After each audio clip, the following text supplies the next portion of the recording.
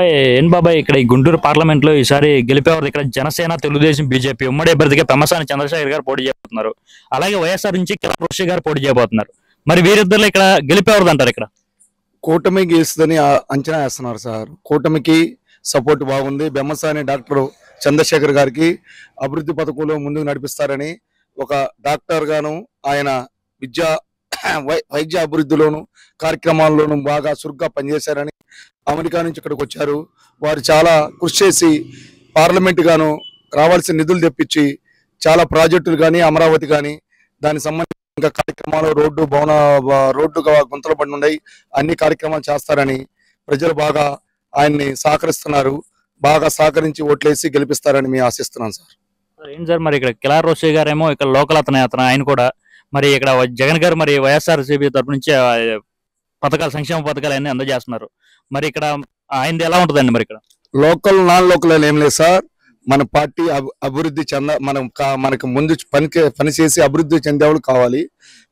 ముందు బాటలో నడిపించాలని ఆయన ముందు చూపుతోను ముఖ్యమంత్రి నారా చంద్రబాబు నాయుడు గారు, పవన్ కళ్యాణ్ గారు, మోడీ గారి నాయకత్వంలో ముందుకు దూసుకెళ్లాలని రానున్న పథకాలను ఇంకా ప్రవేశపెట్టి విద్య, వైద్యం ఇంకా కావాల్సిన సంక్షేమ కార్యక్రమాలు ముందుకు తీసుకెళ్లాలని కోరుతున్నాం. అయితే రైట్. ఇక్కడ మరి ఏంటి ఇక్కడ అయితే ఇక్కడ వైసీపీ రాదంటారు ఇక్కడ అయితే ఈసారి? రాదు సార్, కొంచెం గట్టి పోటీగా ఉంది సార్.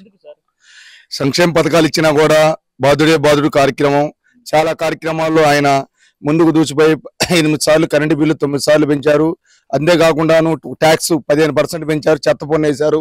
రకరకాల సమస్యలతోనూ చాలా మందిని ప్రజలను ఇబ్బంది పెట్టి కార్యక్రమం చేశారు సార్.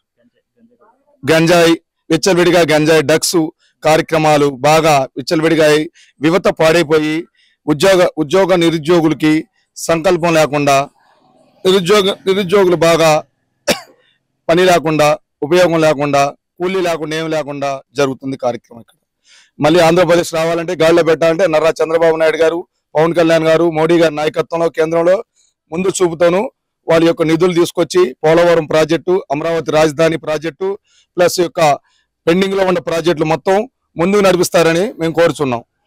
అయితే ఖచ్చితంగా పెమ్మసాని చంద్రశేఖర్ గారిదేనా?